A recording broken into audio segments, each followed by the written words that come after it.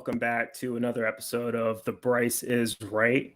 This is actually take two of a recording that we tried to stream a little while ago. So I had a little bit of a glitch there, but I wanted to uh, let everyone know that we are going to have the show tonight. And this is a talk I had a little while ago with my mom on the subject of African American vernacular English and code switching. So sorry about the little glitch there for those of you who tried to watch earlier, but it's a pretty good episode, and I will be available after the Discord to talk about code switching and AAVE. So let's enjoy the show. Thanks a lot.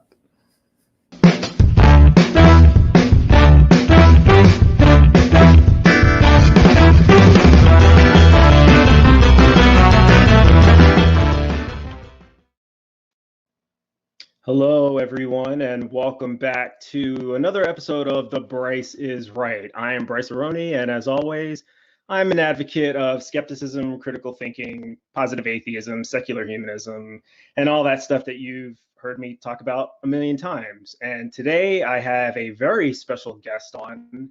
I feel like I say that a lot with most of my guests, but so I'm going to add an extra very. This is a very, very special guest. It's none other than my mom, but let me introduce her properly. She is a behavioral health counselor as well as a mobile therapist who specializes in developmental disorders in young people. She's also taught conflict resolution skills at Teachers College at Columbia University in New York. She has degrees in psychology and criminal justice, where she began her career. And actually, that may tie into one of the topics we're going to talk about today, which is the art of code switching and African American vernacular English, also known as Ebonics. So these are two things that are relevant within the African American community. They can affect criminal justice. And yeah, so we will get into all of that. But Denise Davis Pack, AKA my mom. Mom, how are you doing?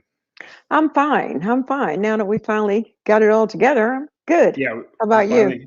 We got it all set up. I had to kind of walk through the technical aspects, but we made it, and I'm good. I can relax now that the technical stuff is done. So basically, now you've seen my show before, haven't you? Yes. You've at least seen parts of a couple of episodes, so you kind of know what I'm doing. This is your first time as a guest on my show, so it's a little bit different. It's a little bit weird. In case anybody's wondering, we are actually transmitting from the same house right now. I'm in a different location in the house, but we had to do it that in order to facilitate it. But so why don't, before we start, I know I just gave you kind of an introduction for the benefit of the audience, but I usually start having my guests introduce themselves. So how would you introduce yourself? Who are you? Where are you from? Where did you grow up? And kind of how did you get into your job situation that you're in now, the type of work that you do? I think you covered the job piece pretty well. Okay. I grew up in New York City. I now live in Philadelphia for the last 20 years. I work as a clinician in an elementary school setting. And I also do private clients. I work with families, again, as you said earlier, with children with developmental disabilities. That is who I am. So now, what is it about psychology? Because this relates to your psychology background and the type of work that you do. What is it about psychology that fascinates you, or why was that an area of interest that you wanted to go in? Honestly, it wasn't necessarily from a fascination perspective. It was I needed an advanced degree to go higher in my field. And 20 years ago, I could do it with just a bachelor's degree. So I had to go back to school for something. And so I went back and I got my master's in psychology and hung around the doctoral program for a bit without completing it. But people are fascinating. Their behaviors. And what's really interesting is the fact that you have a degree in psychology and then went into a psychology field.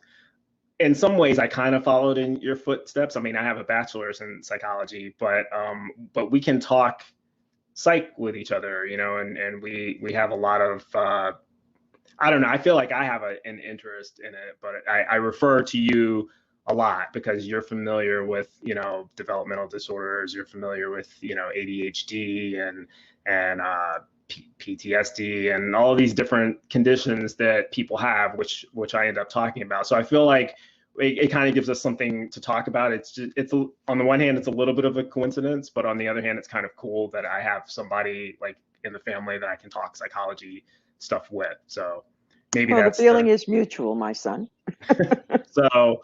All right. Now, speaking of, this is kind of a loose transition, but psychology, it does relate to African American vernacular English, also known as Ebonics. So I guess I should just preface by explaining what that is to a lot of people who may not know. AAVE, African American Vernacular English, is a dialect of English spoken predominantly in the African American community, although not exclusively.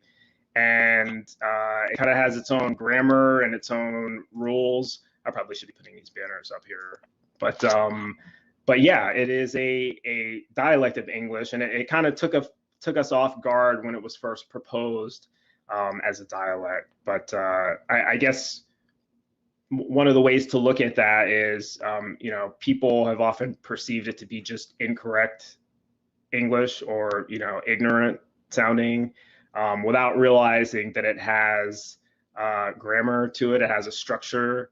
It has syntax, you know, which is the arrangements of words. It has certain rules that go along to it. So what is your perception of African American vernacular English? Do you think it is legitimately should be recognized as a distinct dialect, or do you think people should not use it? How do you feel about it?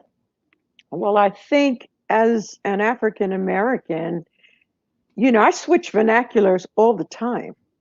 Mm-hmm. You know, if I am in an academic setting where, you know, the King's English is appropriate, then I'm comfortable with that. But when I'm in a social setting, in a group of people that are majority African American, oh, the vernacular changes off and on. It goes back and forth to a point where I'm not even cognizant of it, but I know that I do it. Right, and that's something that I think a lot of people who use that, which is code switching, which we're going to get into in a moment. I think a lot of people who do that, who do the switching back and forth, are not necessarily aware when they're doing it. And I wanted to give a couple of examples of what AAVE is. I think a lot of people think that they intuitively know, but I want to give some examples because I feel like it could be very easily confused with just ignorant speaking. So if I were to say to you, Shaniqua don't live here no more. And I picked that expression because it's actually a song. It's a song by a white rapper named Little T. Shaniqua don't live here no more. But that is an example of AAVE, and it means Shaniqua doesn't live here anymore. But there's certain rules to that. The reason it's Shaniqua don't live here no more instead of Shaniqua ain't live here no more is because of the tense. So nobody would say Shaniqua ain't live here no more. They would recognize that as incorrect, but they would accept Shaniqua don't live here no more because that's intelligible. So that's an example of the African American vernacular English. Another one might be if you wanted to say Shaniqua moved out recently, you might say Shaniqua done moved out. But you wouldn't say that if she moved out a long time ago. You would say Shaniqua been moved out, you know? Right, I was gonna say Shaniqua been left. Yeah, Shaniqua been left. She been moved out. That means a long time ago, right? And you don't have to say a long time ago because that's what been implies. So anyway, so that's just us, you know, playing around with the vernacular. Something else is, go ahead, sorry. No, I was gonna say also, you said Shaniqua don't live here no more. And depending on the region that people live in, because in the South, that would change somewhat to Shaniqua don't live here no more. Right, right. So, and a lot of that has to do with like the accents and the Yes, pronunciations, you know, right. that are so there are different regionalisms, yes, even within that dialect. Something else, this is an expression that, you know, you might hear if somebody is like at your house and you don't want them to be, I'm gonna have to call the police on your ass, Yeah, right? Now, yeah. everyone again listening probably knows what that means, but there's a different use of language there. I'm a meaning I'm, you know, I'm going to have to. All that is contracted into I'm a. The police. How about that one? Yeah. That is a pronunciation. That's not an accent, by the way. It's pronounced that way in African American English. So it's not slang. It's not an accent. That's the way that the word is pronounced. Police, with the emphasis on the first syllable. Hmm. The slang would be popo, Yes. right?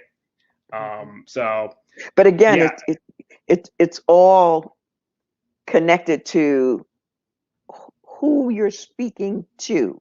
That's when you code switch, yeah, because yeah. there's some in some communities that's how you talk all the time. Right.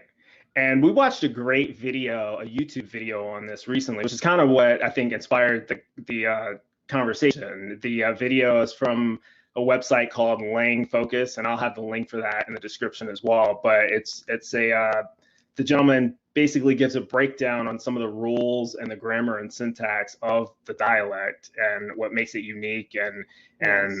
why certain people use it and under what circumstances. So yeah, it'll be interesting for people to check that out. But before we move on, I did want to show you a little video. I have a clip here that I'm going to play, and I want to get your thoughts on it afterwards. And we've both watched this. Actually, a lot of people may be familiar with this clip, and it's kind of funny, but we'll just take a look at it and then comment on the flip side.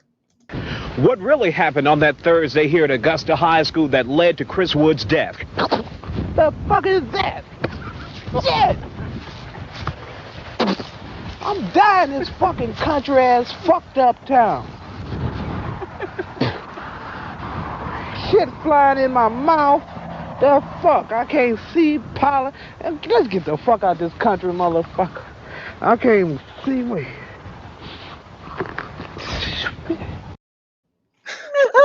Okay. Every time I see it, it makes me crack up. I think that that is the common reaction that most people have there. That was journalist Isaiah Carey, who became more famous after that blooper was aired on YouTube than he was probably before. But okay, so what happened there? What happened on there? I'm sorry. Every time I see it, I crack up. Um, Nothing out of the ordinary, because He for started. his job, he has to be articulate, Mhm, speak English in a manner that every layperson in the country can understand. mhm. When that bug flew in his mouth, that was a whole nother animal. And we've seen his interviews and how he talks about this. Totally blanked out that the camera was on and that the guy was still recording, because he probably assumed that he had stopped. And so he was expressing his emotions in Mhm. a vernacular that as African American, I'm so familiar with. I mean, the profanity is, it is Yeah, what it is. apologize about the profanity, people, but I think you understand the necessity to show that clip in its full without it being edited. It would have lost a lot of context Right. if I Even edited if it he out. hadn't used profanity, his voice changed. The Yeah, timbre of his voice changed. Um, yeah, and the he was timbre so changed, the emotional. cadence, the volume, the accent, almost everything Yes. about his manner of speech changed Yes. in an instant, you know. And I Yeah. remember showing that to people years ago, and they were like mind blown. It was like, what? Which just happened, you know? Yeah.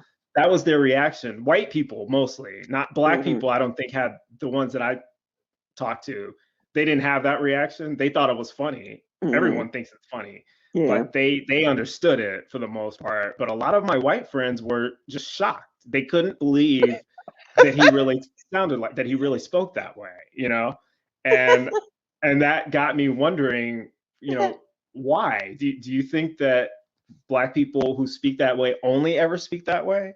Or do you think that black people who sound professional only ever sound professional? You know, and that Mm. I feel like that was the common belief before we started talking about this idea of code switching and all that. But we'll get back on code switching for a moment. But just to stay with the AAVE or the Ebonics, so to speak, I don't think we ever really. I'm thinking back to my growing up.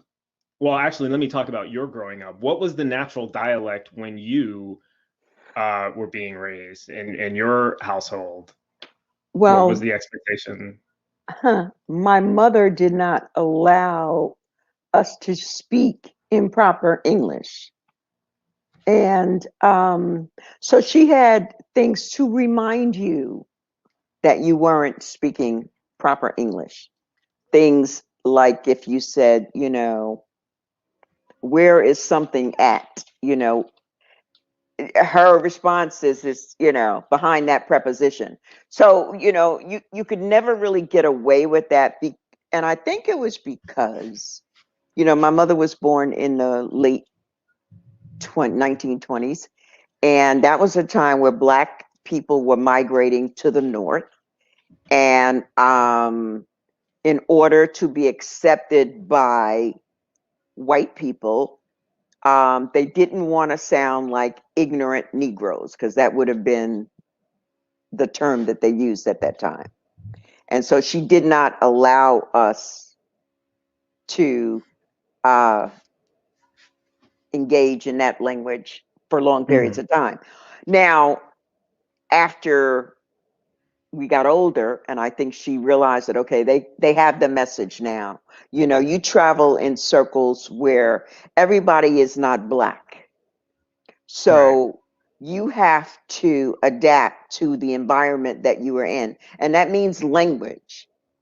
Right. And with that being said, so there's a couple of trains of thought that I often pops into my mind, is that when you are in a situation, because I've seen it happen, the response that I get from a lot of white people that I've worked with and known very well and became very good friends with, they're either appalled by the Ebonics, or they have felt that they needed to overcompensate and, like, I'm going to give this guy a job because, it's going to help him. I've seen that happen a lot of times.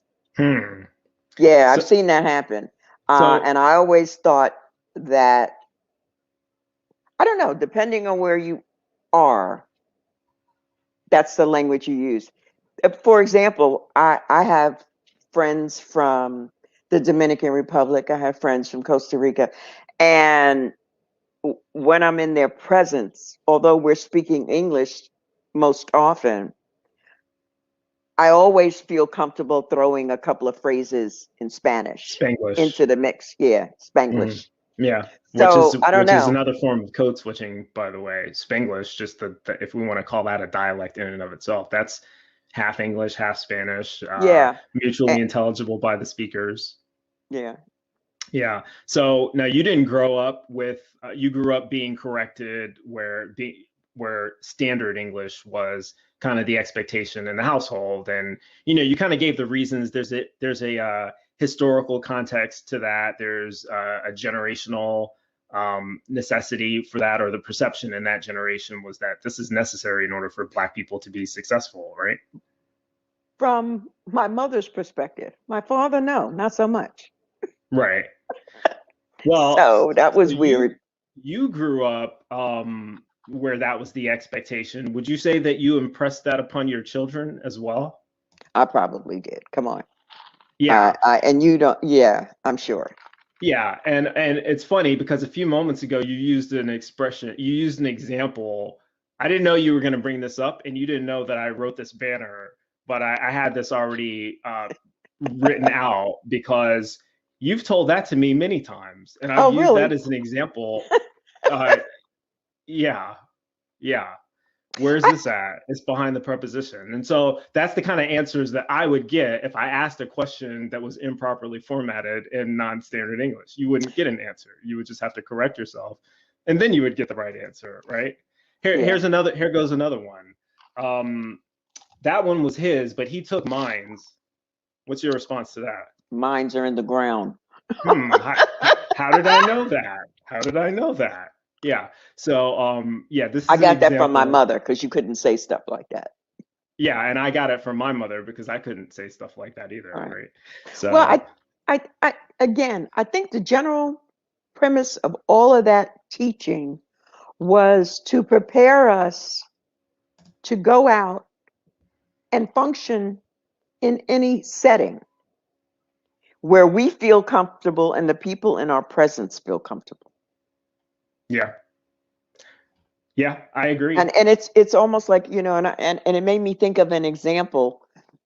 When I used to work with teachers at Teachers College, Hmm. and I would do trainings in conflict resolution, and there would be obviously black teachers and white teachers because this is in New York City, and I would begin always as the trainer, as this articulate, intelligent person who knows about the subject matter that I am going to train you in.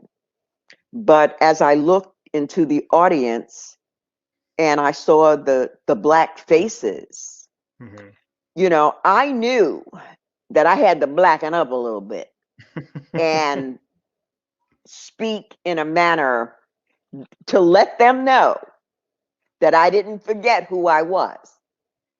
Right. So, because I know I'm going to go in and out in terms of code switching. And when you say blacken up, because I know that we know what that means off camera, but Right. to someone who might not know So what that that means means. that, you know what, I got to get real, just like that. I Hmm. got to get real. And I am definitely going to use phrases that the black community can identify with to bring them into the fold, so to speak. You know what I mean? Because that's a Right. very fine line you walk, especially in education or whenever you Or any are professional environment. you're catering to a large multicultural audience Right. and you want them to listen to you. Yeah. You have got to know how to present that information so that people can hear you. Right. You know, so but I always was very conscious of that. And all truth be told, because you know, this late in the day for me, and we were, I think, talking about this earlier in the week. After a certain point, my vernacular is going to switch because I'm tired. How about Right. that? You know what I'm saying? So it's going to show at different times, and I never know when. Yeah. It's You never know when after a certain period of time and in a certain setting, but you know when it's intentional. You know, when you're at work, when you yes, are out there, you know when you're gonna talk one way versus another way. You know, right, there are things that happen when you have some sort of control over the setting, like that Isaiah Carey video. That was a pre-recording, and so he wasn't right, live at the time. He was pre-recording what he was doing. So a bug could fly in his mouth and he could lose it and not be too terribly concerned. right. You know, would he have reacted that way if he knew that he was live? No, I I don't think it would. doubtful. No. Right. Doubtful. So so we talked about the psychology of code switching a little bit. I guess I should properly define it because we've only really talked around it. But code switching, if you guys haven't figured out by now, it is the art or the skill of switching back and forth between two different languages or two different dialects of a certain language, depending on the scenario you are in. And so sometimes it's intentionally done because you need to adapt to your surroundings or adapt to your audience. And it's a skill that you develop when you are able to read your audience and figure out the manner of speech, especially if it's from a background where you come from, if you want to establish credibility. And then you would switch back maybe, for example, from AAVE to standard English when you're in an environment that necessitates that, right? So that would be code switching in dialect. Code switching in language would be kind of like what Denise was talking about earlier, Spanglish, where people are speaking actually two different languages, but they're flipping back and forth between different languages if they're speaking to someone who understands both languages. So that's pretty much what code switching is. And I guess my question for you is, do you think that this is something that is more important to know for people within the African American community? Do you think that this is something that's prevalent for Black people in America to have in order to be successful? Or can you get by kind of without it? No, I think you need it. Come on, we know what country we live in. And we live in a country that has not been kind to people of color or very tolerant of their differences. So it is a tool that you should have in your hip pocket, and you pull it out when you need it. Yeah, I have another video here. This is about a 3-minute video I'm going to play, and then we'll comment on the flip side, but it does speak to a little bit about what we were just talking about. I'm Black. Yeah. So every word that comes out of my mouth is me talking. Yeah, but so I'm talking Black. But you're not talking Black because you don't sound Black while you're talking. And that's my point. And I'm offended by that. What do you mean I don't sound Black? I'm Black, so I sound just as Black as you do. I asked myself that question, like, who am I? I've graduated from a top 10 university. I graduated from Northwestern University, and I know how to speak standard English. And there's a part of me that is this kind of professional, this is how I'm going to speak. And then there's another part of me that's like, no, I'm a homegirl and I can speak like this. And, you have to be yourself. You have to be yourself. And I guess sometimes I'm this way and sometimes I'm that way. Do all African Americans speak African American English? Nobody knows for sure. My guess is about 90% of African Americans speak some form of African American English. I think you can look at middle class speakers and assume that they don't speak African American vernacular English because all I'm hearing is standard English. But what happens is that a lot of middle class speakers do what I like to call code switching, right? So that in certain contexts they use the vernacular, in other contexts they will use something that's more considered to be more standard, mainstream standard English. I could, speak and talk just like everyone else. I guarantee you that I can carry on a conversation without using not one slang terminology. But the thing is, I'm just more comfortable saying what I want to say and how I want to say it. So it can be a form of expression if that's your comfort zone and you want to express yourself through those slang terms. But then for some individuals, it may be a social approval kind of a thing where you don't want to seem like you're an outsider or a square because you're not exactly expressing yourself the way that everybody else did. Where I come from, if they saw me here in school, they call me white. You talk white. So when I leave here, I don't speak how I'm speaking right now because I don't want to be deemed as talking white. Right? That's just the reality of it. African Americans are historically really good at code switching. And so I think it becomes less, they lose a bit when you move out of the city and you live in the suburbs because there is nowhere to switch code because everything around you is suburbia, which, we tend to assimilate to white culture, and so you don't have any people of color, you don't have anybody that looks like you, that talks like you, and you just lose it, and it changes language, and you come back to the city, and people are just looking at you like you're not of this world, because what are you talking about? Part of what has made it so distinctive in the past has been racial segregation, and so to the extent that communities become less segregated, the nature of the variety probably will change. But even speakers who are integrated into mainstream circles, many of them make an effort to maintain some ethnic distinctiveness linguistically in spite of that mainstream integration.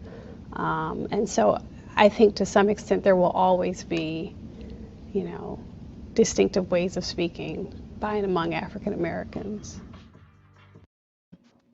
That the link to that video will be in the description as well. But what did you think about that? I thought it was pretty noticeable when the woman in the red jacket with the glasses was speaking. I could hear the flip in there. Oh, yeah.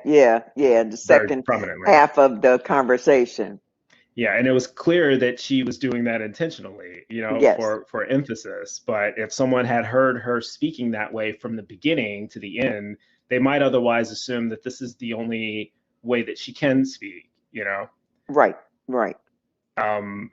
I think that a lot of African Americans who don't code switch are notoriously bad at presuming that if someone is speaking standard, if a Black person is speaking standard English, they're speaking white or they sound white. And I remember I used to get accused of sounding white a lot. But you let me interject this. Just like the girl who said that, where was she from? Yeah. The South. Yeah. She had a Southern accent. Now I don't know where, but yeah. I think that was a large part of it because, as we've heard in the past, Yankees, we talk differently or, so because you're not even talking with that Southern accent. Right. And a lot of the misconceptions around me talking white were when we lived in the South for a couple of years. We're 1 from year.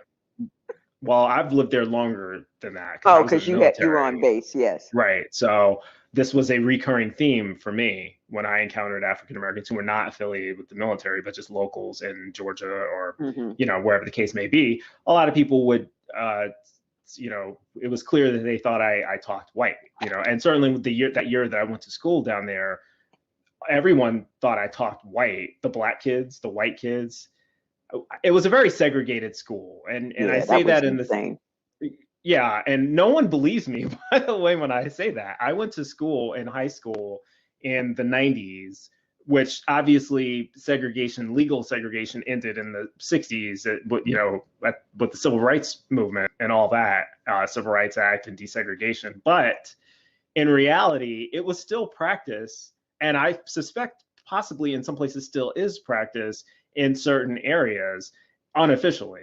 It's not segregation by law, but certainly in the school that I went to, the Black kids and the white kids self-segregated, or the expectation was that they were to be segregated. We didn't eat lunch at the same table. All the Black kids ate at one table, all the white kids ate at another table. Wow. No one really knew what I was. I was kind of Black, but they didn't really know.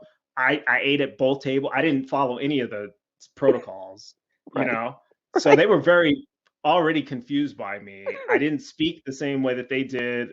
I sounded white. So they were just confused, right? And I was sort of an enigma to them, but I don't know where I was going with that, other than to say, they just, the fact that there are certain areas of the country where that attitude is a little bit more prevalent. And that's not to say that everybody from the South is, has the segregated mindset. Certainly in 2021, that is not the majority of people, but it still exists in certain pockets, so to speak, and definitely it did in the 90s. But on that same note, when you came home or you were around friends and extended family, you didn't sound different. You didn't sound white. Yeah. And also there's the, because we talked about code switching a little bit, we still do a little bit of that, I mean, I don't know when this started. I think this is probably a skill that I learned at some point in my life. unlike a lot of other Black people who grow up in, an urban community or a Black community, however you want to say it, I didn't really grow up in urban community, but I definitely grew up in Black neighborhoods, off and on. And I think a lot, unlike a lot of other people who grew up in that scenario, because of the way that I was raised and because I had to speak a certain way and with standard English in the house, I didn't know how to speak a lot of, like, I didn't know the dialect. That was something that I learned because the other kids around me spoke that and would make fun of me for not first sounding white and not speaking it. So I had to learn how to use African American vernacular English, and I would talk that way to some extent when I went to school or when I was in a social setting with friends, and then turn it off and then code switch into my normal dialect, which was standard English, when I would come home, because that was the expectation. So for me, it was kind of backwards, I think, from the way that a lot of Black people do it. And now both come naturally to me because I've been doing it. I've been doing both for so long. But you didn't always hear standard English at home.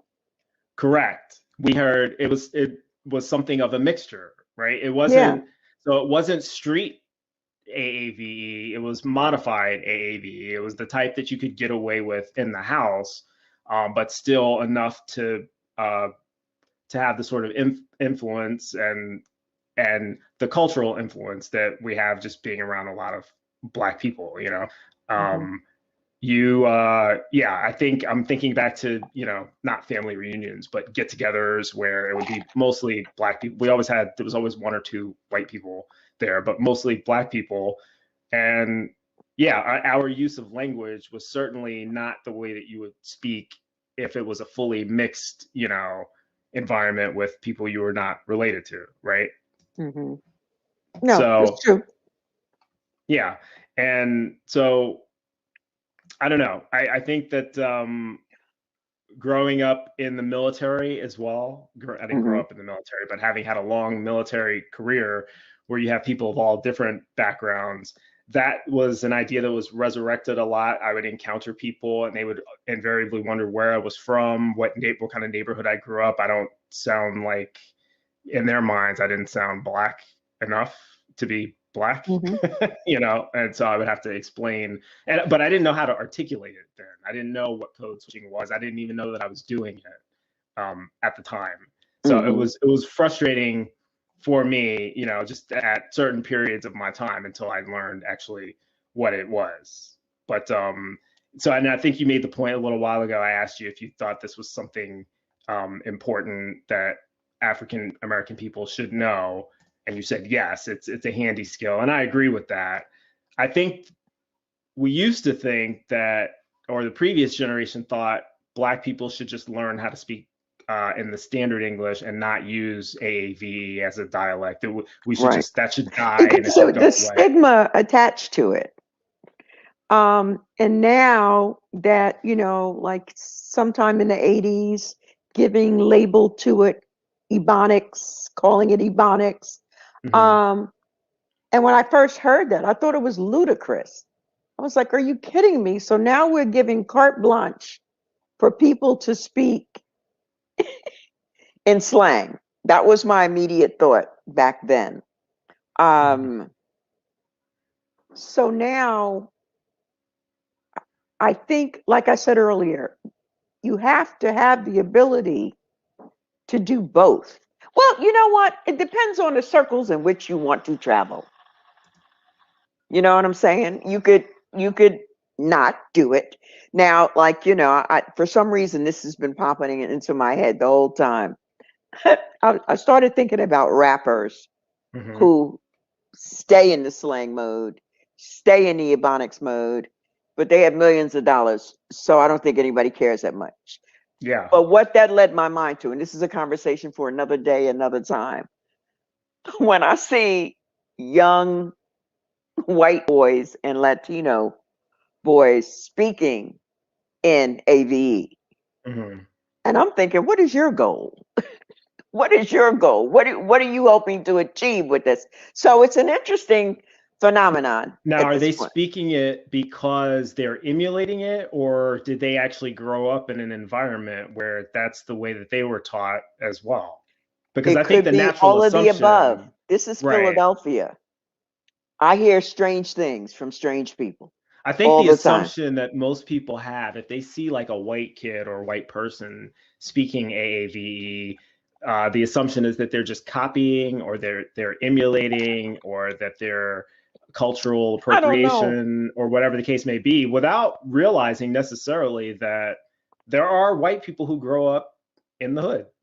It's Yep. rare, but Yep. we've And I known a think couple. that whole thing is changing. Hmm. Where again, the assumption is, he's white. Why is he talking like a homeboy? What's up with that? Hmm. And you go to his house and everybody talks like that. I had a Right. whole conversation with a client recently who I no longer have, so I'm not breaking any confidentiality. I talked to this woman multiple times, and in my mind, she was black. And I met her You talked face to to her over face. the phone. Okay. And when I met her, and she opened the door, and I saw this white face, I was done. And so then I'm backtracking in my mind. What did I say? What did I say? Did I say something that I would only say to a black person? Mm-hmm. And but her whole vernacular, I thought she was black. Right. So that just goes to show it is a shift happening culturally, environmentally. So that's something, I don't know if I were white, would I want to sound black? But Well, this is it really sounding black, or is it sounding, because I feel like it's culture, so like some people, there is such a thing as cultural appropriation, where people want to identify or take what's cool, or what they think is the thing to be doing from other cultures, and use it for themselves. This was not pretense. It wasn't put on. It wasn't. This was who this woman was. Right. And which means, though, it's not really talking black then. It's talking. Well, she had black children. Well, that's not. You're not. I don't know. I don't know. So, the other thing that's interesting about the ability to code switch, I mentioned at the top of the show that you have a background in criminal justice as well. I think you worked in a prison before. You worked as a paralegal at some point, and when we look at African Americans and the disparities that exist in both law enforcement in general, but also just more broadly in the criminal justice system, and with courtroom convictions and sentencing and all that, sentencing. I said that in the California dialect that I was code switching into. The ability to code switch seems of paramount importance in legal settings. Sometimes it could mean the difference between life and death. Sometimes it could mean the difference between a criminal conviction or an acquittal. And I'm reminded back to the George Zimmerman trial of George Zimmerman was the man who was accused of shooting Trayvon Martin. And I remember during he was the man who shot. Well, Trayvon yeah, Martin. I'm sorry. Correct. He was the guy who shot. Let's go Trayvon with that. Martin. Yes. Thank you. Forgive me. But during his trial, the prosecution's star witness, I can't remember the woman's name, the African American woman who was a witness, at least an audio witness to the interaction, but she only spoke AAVE. She did not speak standard English. She did not code switch. Right. And she came off to the jury, and you could hear this in some of the interviews that were done later, and also in, just to mainstream audiences that were watching it live on cable. She came off as non-credible, non-believable. They couldn't really understand her, which was the real problem. So she was dismissed early on. I remember her. Yeah. Yeah. And I want to give her a name, but I'm not going to use the name because I don't want to insult people. But I remember them completely discrediting her and her testimony based largely on how she presented, and not really even what she was saying, And I feel like if she had the ability to code switch it articulate. to articulate in standard English, that may not have been the case. Yeah. You know. But again, it's I'm thinking about it really hard now. And unfortunately, because we as a people have been marginalized in so many areas for so long, that one thing, being able to code switch, is it because we want to present our information in a way that people from other cultures can hear it and understand it and lend some credibility to who we are, because that's how they measure it. Yeah. If you can speak English, then okay, she's okay. For a black chick, she's all right. She can speak English. Right. Or even if Hispanic or some of, an immigrant, I mean, people are judged based on that. People are judged based on that. They get it all the time. And we've often heard the term, why don't they learn to speak English? They're in America, like, oh boy, the one language group in America. Okay. We won't even touch on that. But America has no official language. Contrary to popular belief, we're one of the few countries that does not have an official language. English is not the official language of America. So you guys can look that up. But but the thing is, it is the expectation here, though, if you want to be successful. If you want to be heard, right, you have to be able to switch it up. You have to be able to switch it up, because we live in a culture that's paranoid and suspicious, selfish, greedy, entitled. You know where I'm going with this. Mm-hmm. So everybody else who is non-white is marginalized. I keep going back to that word because it's so true. So in a way, it's a game. Some days it's a game. Right. You got to play the game to get what you need. Yeah, I agree with you that it's a game. And when I think of it in that context, there's one person who stands out to me who was the ultimate code switcher, possibly the most successful person who's used the skill to, to his advantage in politics. Any idea who I might be talking about? Before you said in politics? Yeah. Barack? Yes. Yeah. Who else could you be talking about? Because it wasn't Jesse. No. Well, he wasn't even a real politician. But Barack Obama, he was a master of code switching. And I think it was his ability to do that. By the way, he got criticized for that initially, by a lot of people on the right. The conservative right, they hated him anyway. Yeah, well, that's because they wanted him to be something else. Well, I don't think it mattered what he was. They decided in the beginning to hate him for a variety of reasons, starting with him being a Democrat, right? And I could go into other racially motivated reasons as well. But certainly once he became president, and he was clearly speaking standard English, highly educated, not just on paper, but in his ability to orate. He could talk people into the ground, right? Yeah. He could make people look foolish in debates and things like that. So people understood him from that light when he was a politician. And all of a sudden, when it was time for him to go back home, and I don't mean back home to Hawaii, I mean back home to his neighborhood in DC, where he's married to a black woman and raising 2 black children, into the church, or whatever the case may be, his cadence, his timbre, his grammar, his dialect changed. Mm-hmm. And it changed in such a way that it was appreciated by the audience he was talking to where they were more willing to listen to him and to hear him because, he can hear us. He understands. He sounds like us. That's the point that I was making earlier.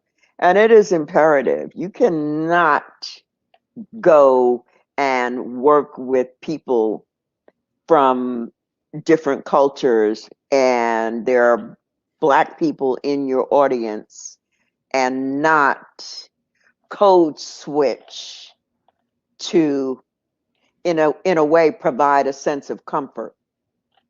And the phrase would be, okay, she's down.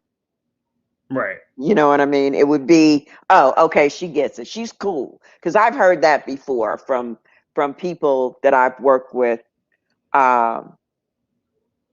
who are all. You're talking younger people, younger I'm talking Black about people? people who always talk AVE. Right. But sometimes they're clients and I work with them. So I immediately know that I, speaking, English grammatically correct all the time, it's not going to work in that group because they perceive you as something else. As the girl said earlier, oh, you acting white. Yeah. But so it is important, and for me it's important because I don't want people that I have to interact with and try to help to think that I think I'm better than them. And that's another story in terms of how you articulate. So, if I knock on a door, I may not say, how are you guys doing today? I might say, hey, how y'all doing? Mm-hmm. And because it relaxes, and I'm in the business of dealing with people who are always in some kind of crisis. Mm-hmm. So their emotions are running high. And so the first thing they need to know is that they can talk to me. Mm-hmm. So if I'm talking, okay, I'm here to work as your therapist, and the first thing that we're going to do. Are they even taking you seriously? No, they don't want to talk to me because sometimes people may perceive that as an intimidation tactic, especially if they don't have the ability to do it. Right. And it doesn't matter if you're Black or white or whatever your race or ethnicity is. If you sound like that, if you're not speaking their language, they're not going to be receptive to you in that context. Absolutely. So I think we all have to be conscious of that. And like I said, I code switch all day. You know what I mean? All day, in and out of the day. All the time. And it's we all funny. Do, though. We all do. Not every African American person does this, but certainly the ones that are in affiliated with us do. Right. Out of necessity. And sometimes, most times, you're not even aware of it. You just are, you're talking, you're being yourself, and you're doing what you're doing. Every evening around 5:30, we go in the kitchen and we're talking while I'm making something to eat, and we're talking about what we saw throughout the day. Right. And yeah, and we're not speaking like this. No, those scenarios. not all the time. No, no. Yeah, a different dialect. A totally different dialect. And so the last thing in the last couple of minutes, I did want to bring up a little bit of pop culture. I want to talk a little bit about the Cosby Show, not Bill Cosby, the Cosby Show. I don't want anyone to get that twisted. We will not be discussing Bill Cosby on this show, but the rapist. But I do Bill want to Cosby, talk about the rapist. Yeah. Clown. Yeah. I do want to talk about the influence of the Cosby Show because I recall I was a young child when this show was popular, but we watched it all the time, and I really gravitated to that show because of how much. To me, it was the only show that kind of looked like my family growing up, They spoke like we did, they dressed like we did, they had like a house, like I think their house was a little bit more upscale than ours, but not by a huge margin. They lived in kind of the same region. And so it seemed normal, and the humor was relatable to me because I understood those scenarios, and I remember a lot of other people when I would go to school or just, growing up, when I would ask them about that show, they watched it, they enjoyed it, but to them, it was more of a fantasy, and it was more, they didn't relate to it in the same way because they found it in some ways unbelievable To them it was like, Well, that's like, what if black people, were upscale and they didn't talk, AAV? That's what that would be like. But to them, they didn't think that was realistic. Yet everybody you knew talked like that. Everyone I knew at that age. But again, when I grew up and went out into the world, and even when I was later in my high school years, when I went to Georgia, I found out that none of them had that perception. When I came into the military later and started meeting a lot of black people, they didn't have that perception either. The ones that were around my age and who remember the show, they thought it was the black people or the white people. They thought, that's not a realistic portrayal of black people, because before that show, the only thing that they had reference to were things like Good Times and What's Happening and Sanford and Son and the Jeffersons, who were upscale, but they moved on up to the east side. So they started downscale, right? Right. They weren't super ignorant. They were a little bit more, but that was it. That was black TV. And so the expectation is that black people speak a certain way. They have a certain ghetto sense of humor. And this Cosby Show is not realistic. It's a cool idea, but it's not realistic until, but for me it was, because that's what I knew. But because that was life as we knew it. So we got the humor, we got the whole family setup. Yeah. And it started a trend, because after that show, I think to the popularity and success of it, other shows started to emulate that. You ended up having, Fresh Prince of Bel-Air and Family Matters and Living Single, and black families and predominantly black casts, but they weren't like Good Times or What's Happening. Well, I think by that time we had outgrown that. I think the stereotype had faded somewhat since then, and now I think we have Blackish, which is like really, as far as I know, the only black show on TV. Is it? I mean, I can't think of it. Maybe there may be one. I'll get in the comments. If you're watching, comment what another popular show with a predominantly black cast is. I don't watch a lot of TV, so I couldn't say. Yeah, I was going to say how do we know? And I do the shows that I watch that I like tend to have a multicultural cast, because I don't want to see a show with all one from one people. I don't want to see all black people. I don't want to see all white people. I don't want to see all, I like, maybe because that's the work environment that I came from. And it's again, how we grew up too. In New York, in Brooklyn, and wherever I worked and stuff. So my friends and coworkers were from all different walks of life. So I'm used to that, and that's exciting, and you learn and you grow because you interact with people, who are different and yet have similar interests than you, including code switching. Right. Yeah. Hopefully everybody watching this episode got an appreciation of the art of code switching. You got to meet my mom, at least, and learn a little bit about how I grew up. And so I appreciate you being on the show. We have come to a natural close, but before we close out, I do want to remind people, if you are interested in having better conversations, the Atheist Network Group is hosting a meetup called Better, funnily enough, on October 9th and 10th at the Allen County War Memorial Coliseum in Fort Wayne, Indiana. There it is. You will have an opportunity, if you are interested, to see special guests, which include Seth Andrews, Dr. Josh Bowen, Tom Jump, aka T Jump, Anthony Magnabosco, Cynthia McDonald, and Mr. Dave Warnock. And reservations for that are available now at www.tart.live. The link for that is in the description below.